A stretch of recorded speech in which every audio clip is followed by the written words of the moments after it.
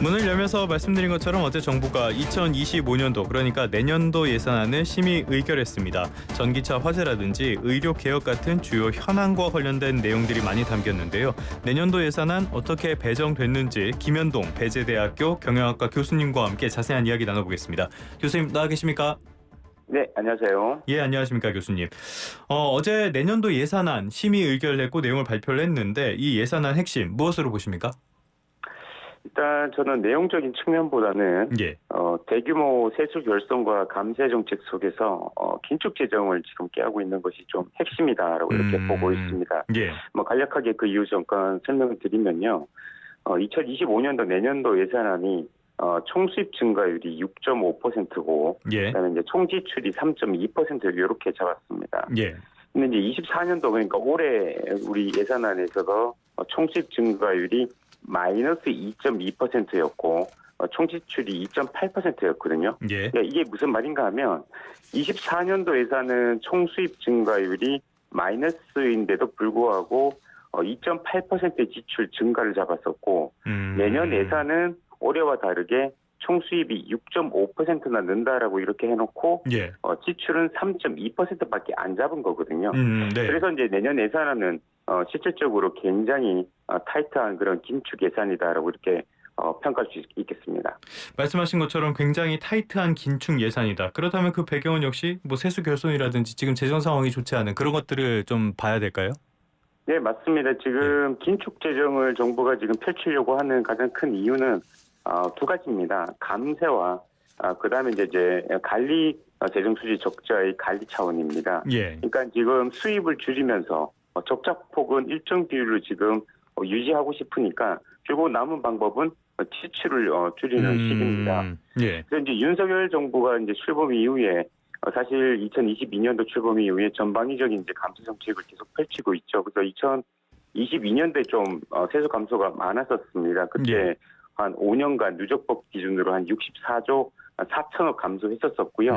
그다음에 이제 2023년, 2024년 이제 우리가 얼마 전에 7월달에도 세법 개정이 들어왔었었는데 예. 계속 지금 세수 감소, 감세 정책을 펼치고 있습니다. 그런데 뭐 아시다시피 그런 와중에 우리가 작년에 56조 4천억 원이라는 전대미문의 세수 결손이 일어났었고요. 예. 그다음에 이제 올해도 지금 일단 뭐 정부에서는 한 10조 정도, 20조 정도 이렇게 추산을 하고 있는 것 같습니다만, 얼마 전에 이제 어제가 그저께 이제 예산정책처에서 30조 원 이렇게 보고 있었고, 예. 사실 저는 개인적으로는 뭐 최대 맥시멈 50조 원까지도 세수 결손은 가능성을 열어두고 있다라고 이렇게 보고 있습니다. 예. 근데 이제 정부가 이제 2022년 7월 달에 국가재정전략회의에서 재정 준칙을 법제하는 것을 좀 이렇게 계획을 발표했었습니다. 네네네.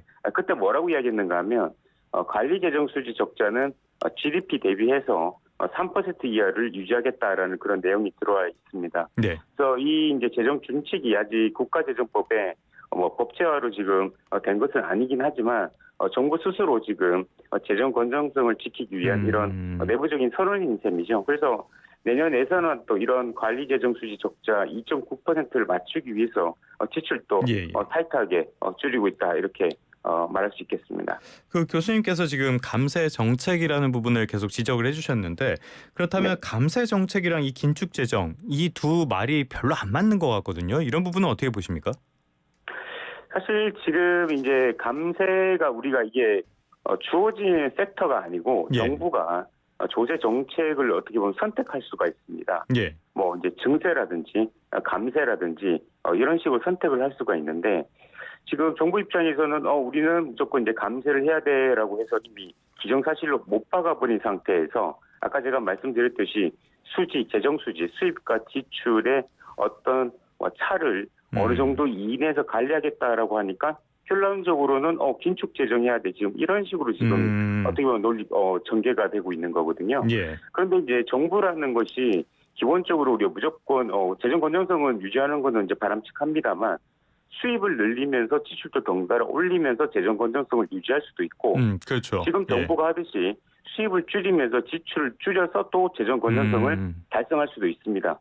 그런데 지금 예를 들어서 지금 내수가 지금 우리가 조금 침체되고 있고 또 예를 들면 정부가 적극적인 재정 역할을 해야 될 때가 필요한데 그때도 재정 건전성을 수입을 줄이고 지출을 줄이는 식으로 이렇게 잡아버리면 정부의 재정에 적극적인 역할을 기대할 수 없다라는 측면에서 문제라고 이렇게 지적할 수가 있겠습니다. 그러니까 경제 상황을 고려했을 때 허리띠를 졸라만 매는 거는 대안이 아닐 수도 있다라는 말씀으로 저는 이해가 되는데요. 또 어제 네. 개인적으로 좀 눈에 띄었던 게 문재인 정부에서 정부 재정을 너무 많이 써가지고 나빠졌다 그런 이야기도 좀 했거든요. 이 부분에 네네. 대해서는 어떻게 평가하십니까? 지금 이제 문재인 정부 같은 경우에 사실 이제 계속 많이 알아보고 있는 게 이제 너무나도 지출이 좀 과도하게 증가하다 보니까 국가 채무가 증가하고 있고 예. 재정 수지도 뭐 안 좋아졌다 이런 이제 비판들이 많은데 사실 그때가 우리가 2020년대 들어서서 코로나로 인한 코로나19. 어떻게 예. 보면 비상 시기가 나타났었습니다. 예. 그래서 이게 이제 우리나라만의 문제는 아니었고 세계 대부분 국가들이 그때 코로나가 이제 창궐을 했을 때 재정이 적극적인 역할을 수행을 했어야 됐기 때문에 예. 뭐 다른 대부분의 나라들도 다 재정 지출을 많이 좀 활짝 열었었습니다. 그렇죠. 예. 그래서 아까 이제 말씀하셨던 그 재정 준칙 같은 경우에도 사실 이제 어떻게 보면 법제화를 하고 있는 나라들이 OECD 국가들 같은 경우에는 대부분이거든요. 그런 대부분 국가들임에도 불구하고 이런 코로나 시기 때는 그 재정 준칙을 좀 유연하게 적용해서 다시 말하면 뭔가 하면 재정 주치를 좀 많이 확대하는 식으로 예. 그렇게 운영을 했었습니다. 그래서 이게 이제 물론 이제 정권이 바뀌었기 때문에 뭐 전 정부에 대한 어떤 비판 뭐 이런 것들도 당연히 일어날 수 있는 부분이긴 합니다만 예. 기본적으로 이제 같은 조건에서 우리가 조금 이걸 바라봐야 되는데 문재인 정부 때는 어쨌든 코로나 시기라는 특수한 상황이 있었기 때문에 그걸 자꾸 대입해가지고 우리가 바라보는 것은 좀 올바른 재정 정책을 선택하는 데 있어서 좀 장애물이 될 수 있다라고 이렇게 보고 있습니다. 알겠습니다. 전반적인 내용을 살펴봤는데 이 긴축이라는 기조 이 부분에는 공감을 하는 부분도 있지만은 좀 과할 수도 있다 이런 부분들이 분명히 있는 것 같습니다. 세부적인 내용도 한번 살펴보도록 할게요. 민생에 최우선 비중을 뒀다 이렇게 강조를 했는데 우리나라에서 시급한 문제라면 저출산, 고령화 이런 거 아니겠습니까? 그런 것들을 좀 해결할 만한 예산안 어떤 게 책정이 됐습니까? 말씀하셨다시피 지금 이제 우리 가장 시급한 것 중에 하나가 우리가 고령화 문제인데 예. 이와 관련해서 이제 몇 개만 말씀을 좀 드리자면 우리 현재 이제 노인 인구가 한 1,000만 명 정도가 됩니다. 예. 근데 지금 이제 노인들의 어떤 일자리를 현재 한 103만 개 정도가 있는데 이걸 110만 개로 확대하는 안을 지금 예산안에 담고 있습니다. 그러면 이제 노인 인구 중에서 한 10%에게는 일자리를 좀 제공하겠다. 그래서 이제 노후에 대한 어떤 금전적인 어떤 좀 수단을 삼을 수 있도록 해주겠다라는 거고요. 예. 그다음에 이제 기초연금 같은 경우에 여기 이제 만 65세 이상에 이제 적용되는 건데 이 기본적인 단가를 현재 이제 33만 4천 원인데 요거를 이제 만 원을 인상을 해서 34만 4천 원으로 이렇게 인상하는 안을 갖고 있습니다. 그리고 예. 공공주택 같은 경우 뭐 집값 지금 문제가 굉장히 또 다시 이제 불거지고 있는데요. 지금 공공주택 같은 경우 역대 최대 규모로 해서 지금 25만 2천 호를 공급하는 안을 이렇게 담고 있습니다. 근데 이제 좀 세부적으로 보면 임대가 한 15만 2천 호가 되고요. 예. 분양이 10만 호 이렇게 구성이 되어 있습니다. 그러니까 어르신의 생활 안정을 보장을 하면서 서민들의 주거 안정까지 이렇게 계획하는 그런 내용들이 담겼고요. 저출산 쪽에서는 육아휴직의 월급의 상한액 높이고 이런 내용들이 담긴 것 같던데 이런 내용들이 전반적으로 봤을 때 저출산이나 고령화 문제 어떤 해법 같은 게 될 수 있을 걸로 보십니까? 일단 뭐 전혀 해법이 뭐 약간 효과가 없다라고 말하기는 좀 그렇고요. 예. 일단은 지금 뭐 저출산 문제는 뭐 너무나도 모든 국민들이 아시다시피 심각한 맞죠. 문제이기 예. 때문에 좀 모든 이제 가용한 수단을 써야 되는데 효과적인 수단을 좀 써야 되겠죠. 돈을 쓰더라도 이제 육아휴직 같은 경우에는 지금 월 상황액이 150만 원인데 예. 이걸 지금 정부 예산안에 따르면 250만 원으로 지금 올린다라는 이런 또 그런 안을 갖고 있습니다. 근데 이제 이와 관련해서 또 일각에서는 어떤 비판적인 시각을 가지고 있는가 하면 예. 이거는 육아휴직을 쓸 수 있는 사람들에게는 사실 이제 어떻게 보면 실질적으로 도움이 되는 건데 맞아요. 예. 이제 육아휴직을 쓸 수 없는 예를 들어서 좀 중소기업 중에 그런 여건이 조금 힘든 눈치를 좀 볼 수밖에 없고 또 사업장의 어떤 특수성 때문에 그런 사람들에게는 이런 혜택이 완전히 다 흘러가지 않기 때문에 예. 조금 그 효과적인 측면에서 저출산을 해소한다는 측면에서는 조금 제한적이다라는 그런 시각도 있는 것도 사실입니다. 알겠습니다. 개인적으로는 저는 이번에 굉장히 관심을 갖고 지켜봤던 게 연구개발 예산, R&D 예산이었거든요. 올해는 삭감 네. 논란이 굉장히 컸는데 내년에는 이게 좀 어떻게 복구가 됐습니까? 예, 사실 지금 이제 R&D 예산 뭐 저와 또 관련이 됩니다. 왜냐하면 이제 대학에서 R&D 예산이 이제 우리 연구자들 또 이공계 쪽에 많이 예. 이렇게 또 배분이 되다 보니까 또 교수들이나 또 우리 또 연구자들이 많이 관심을 가지는 영역이긴 한데 예. 이건 또 뭐 특정 직역의 또 관심 영역을 넘어서서 아시다시피 우리 R&D 기초 어떤 연구개발이 또 우리 국가에 있어서의 그럼요. 굉장히 약간 예. 경쟁력을 올릴 수 있는 부분이기 때문에 나라의 미래죠. 예. 맞습니다. 그래서 예. 굉장히 이제 중요한 파트긴 합니다. 근데 이 R&D 예산과 관련해서 제가 한 가지 좀 지적할 수밖에 없는 게 뭔가면 예. 정부의 행보가 크게 지금 갈짓자를 그리고 있습니다.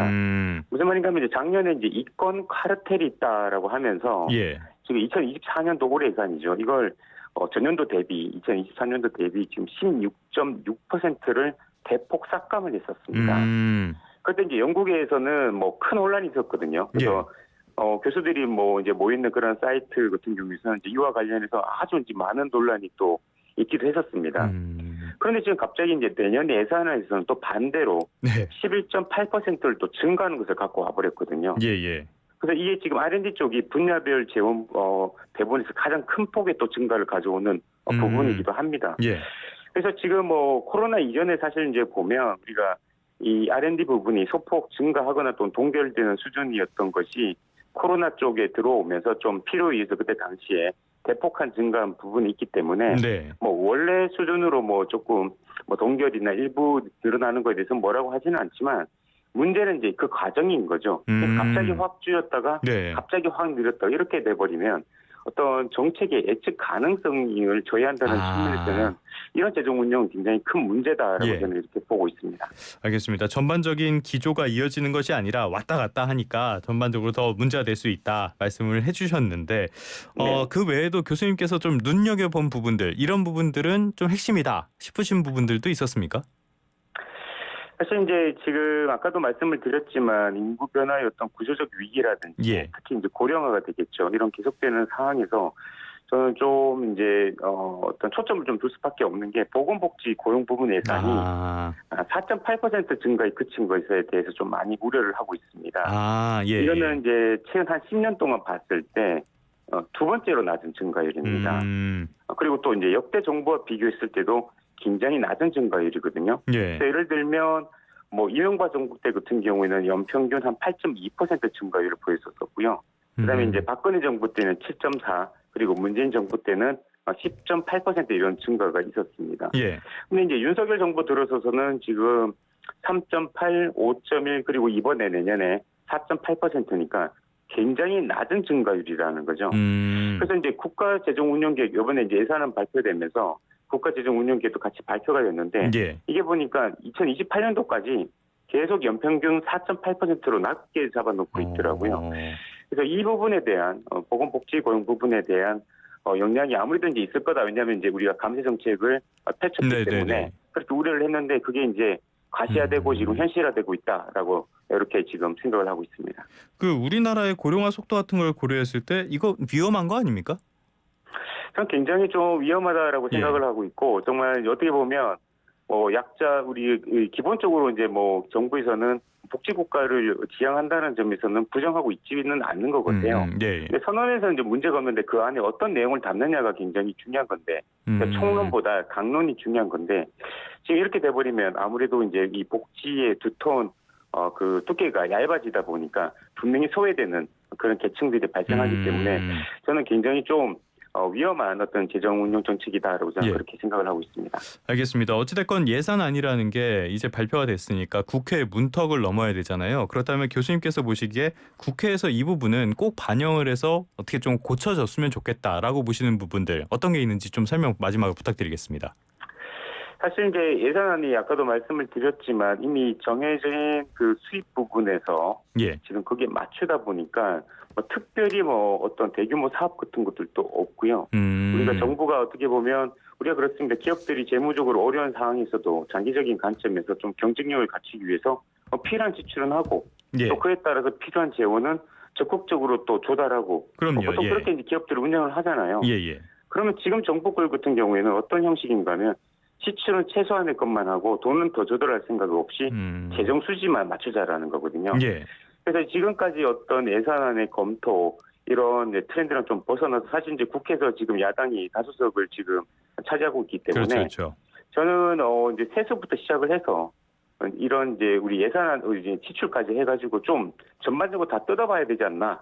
국회에 좀 적극적인 역할이 필요하지 않나라는 그런 생각을 합니다. 그래서 좀 필요한 부분에 있어서 이렇게 지나친 감세보다는 우리가 현상을 유지하거나 좀 필요한 부분은 증세를 하는 부분도 좀 적극적으로 고려를 해야 되고 그에 또 덩달아 가지고 물론 이제 저도 뭐 재정 수지를 악화시키는 것에 대해서는 예. 크게 악화시키는 게 동의를 하진 않지만 그에 덩달아서 지출도 좀 적극적인 지출을 좀 마련하는 것도 좀 필요하지 않나라고 그렇게 생각을 하고 있습니다. 알겠습니다. 지금이 과연 대대적인 감세 정책을 이어갈 시기인지 그리고 계속 이렇게 허리띠를 조이기만 하는 게 적절할지 이런 부분에 대한 폭넓은 고민이 필요해 보입니다. 지금까지 배재대학교 경영학과의 김현동 교수님과 함께 내년도 예산안에 대해서 짚어봤습니다. 오늘 말씀 고맙습니다. 네, 감사합니다.